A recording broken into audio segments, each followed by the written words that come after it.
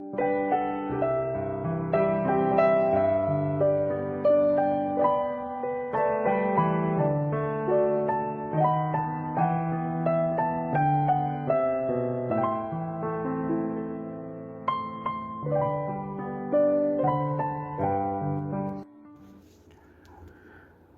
dia, meus irmãos, graça e paz estejam com todos. Vamos orar, meus amados. Pai Santo, Pai querido, bendito seja o Senhor, louvado seja o teu santo nome. Senhor Deus, obrigado, porque até aqui o Senhor tem cuidado de nós. Pai, nós te agradecemos pelo dom da vida e pela providência do Senhor sobre nós. Senhor Deus, nós não sabemos o que o Senhor preparou para nós nesse dia, nem o que vamos enfrentar no dia de hoje. Por isso, nós convidamos o Espírito Santo do Senhor para participar de todas as nossas atividades deste dia. Ajuda-nos a fazer e a viver de conformidade com a vontade do Senhor. Ajuda-nos em nossas limitações e fraquezas. Não nos deixes cair em tentação e perdoa os nossos pecados. No nome santo do Senhor Jesus, nosso Salvador. Amém, amém e amém, Senhor. Amados, vamos ler a palavra de Deus que se encontra em João capítulo 14, os versículos de 1 a 6, que diz assim: Não se turbe o vosso coração, credes em Deus, credes também em mim. Na casa de meu Pai há muitas moradas. Se assim não fora, eu vou-lhe teria dito, pois vou preparar-vos lugar. E quando eu for e vos preparar lugar, voltarei e vos recebereis para mim mesmo, para que onde eu estou estejais vós também. E vós sabeis o caminho para onde eu vou. Disse-lhe Tomé: Senhor, não sabemos para onde vais, como saber o caminho? Respondeu-lhe Jesus: Eu sou o caminho, a verdade e a vida. E ninguém vem ao Pai senão por mim. Amém. Que o Senhor Deus abençoe a sua palavra lida em nossas vidas. Amém, Senhor.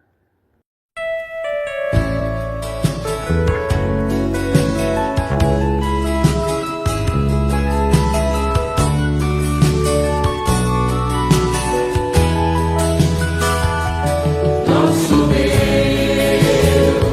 é soberano.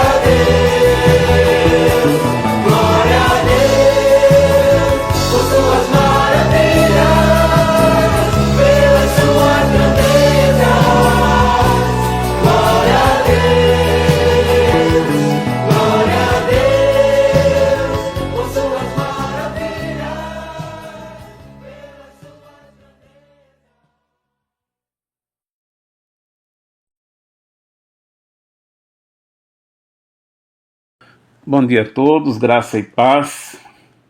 Seja sobre nós, na manhã desse dia, a maravilhosa graça do Senhor Jesus.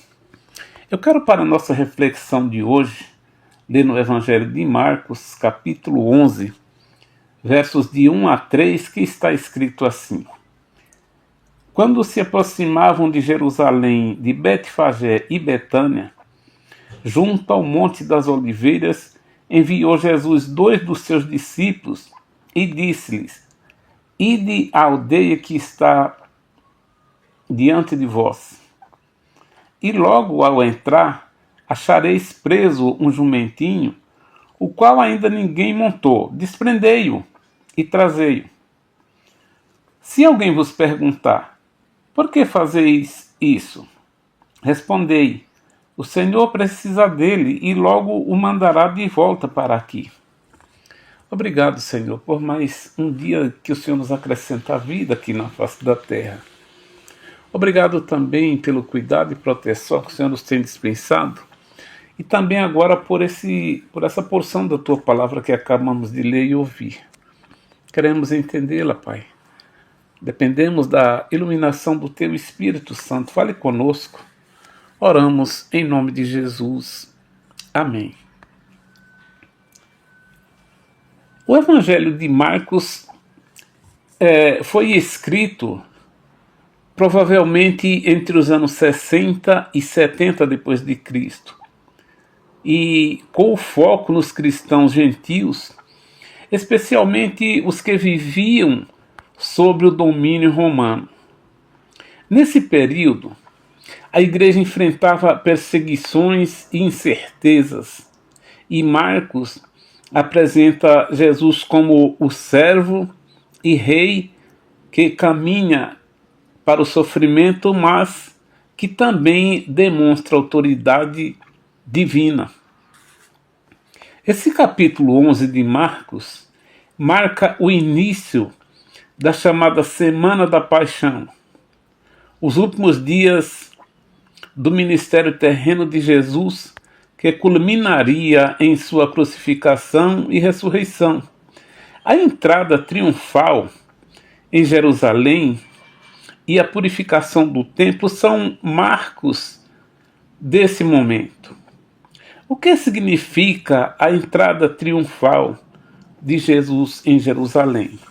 Pensando nesse texto, eu quero meditar com todos sobre o tema Uma Viagem rumo ao Calvário. Uma viagem rumo ao Calvário.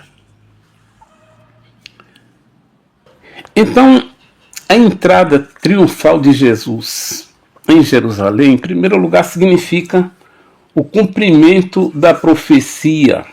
E qual a profecia? A profecia de Zacarias, capítulo 9, verso 9. Veja comigo. Capítulo 9, verso 9 de Zacarias diz o seguinte: Alegra-te muito, ó filha de Sião. Exulta, ó filha de Jerusalém. Eis aí te vem o teu rei, justo e salvador, humilde, montado em jumento, no jumentinho, cria de jumenta. Então, isso foi muito antes de Jesus nascer. Então, uma profecia de Zacarias que já apontava para Jesus vindo como rei. Então, os versos 2 do capítulo 11 diz o seguinte: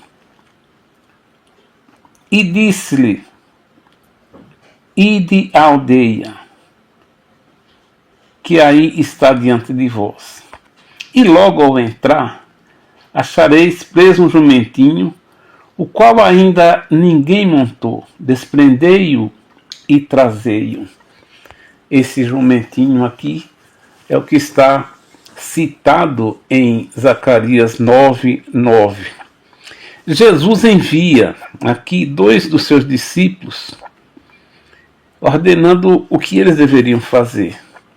E eles fizeram justamente o que Jesus lhes ordenara, e aconteceu justamente da forma que Jesus lhes havia dito. Ao entrar, achareis preso um jumentinho, o qual ainda ninguém montou. Desprendei e trazei-o. Naquela cultura, um animal que nunca fora montado era considerado adequado para um uso sagrado.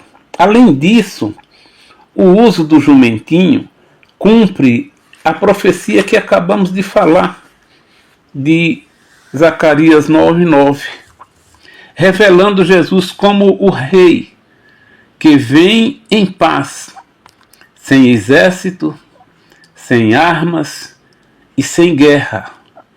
Diz o texto que os discípulos foram e acharam o jumentinho preso. Nos versos 4, diz: então foram e acharam o jumentinho preso, junto ao portão, ao lado de fora, na rua, e o desprenderam. Então eles fizeram justamente o que devia ser feito. E quando eles levaram o jumentinho, colocaram as suas vestes sobre ele, Jesus montou. E ele saiu andando e o povo acompanhando. E o texto diz que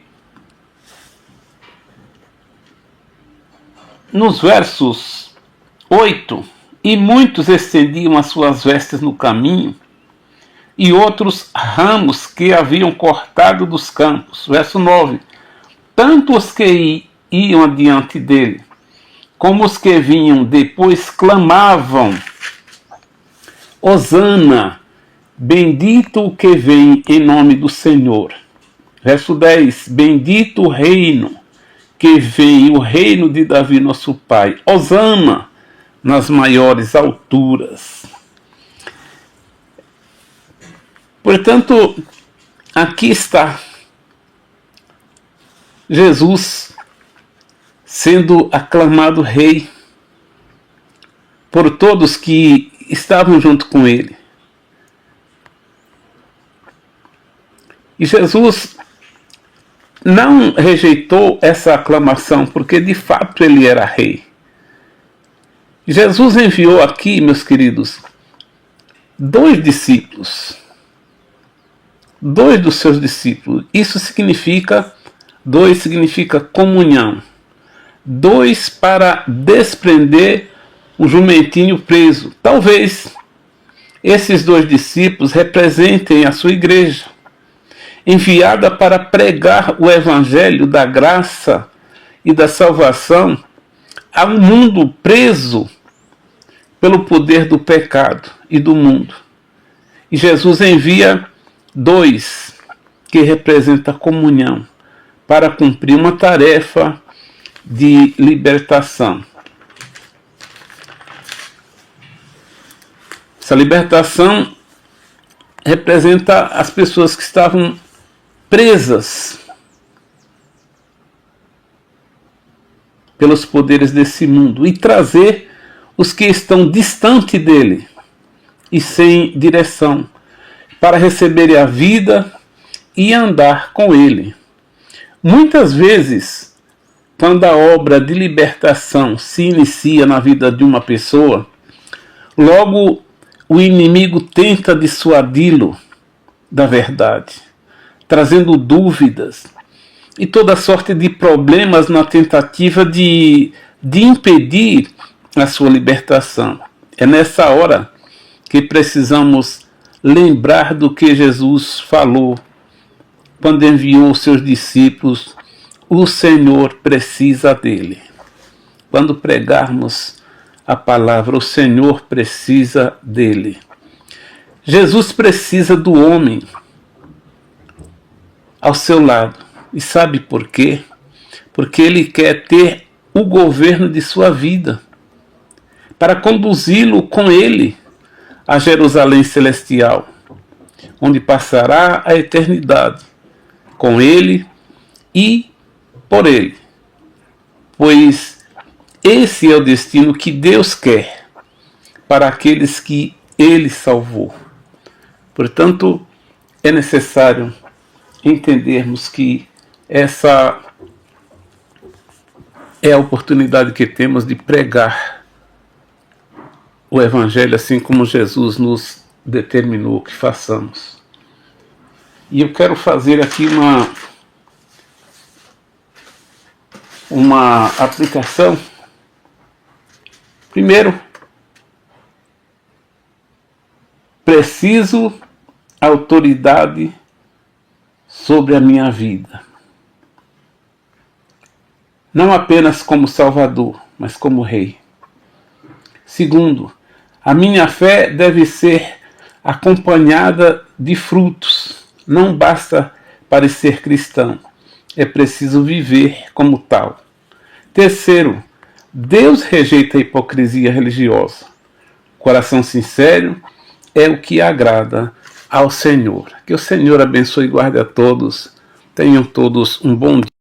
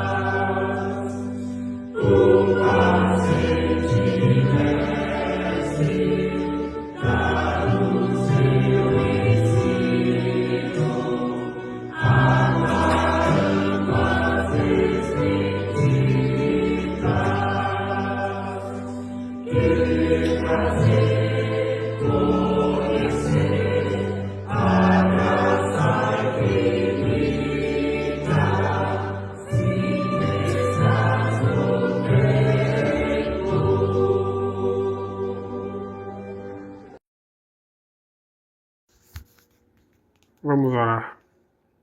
Senhor, obrigado pela meditação desta manhã. Aplique a mensagem em nosso coração. Pelo amor do Senhor Jesus Cristo, nosso Salvador e Senhor, é que oramos e agradecemos. Amém, Senhor. Amém. Irmãos, tenhamos todos um bom dia produtivo e abençoado na presença do Senhor Jesus. Amém.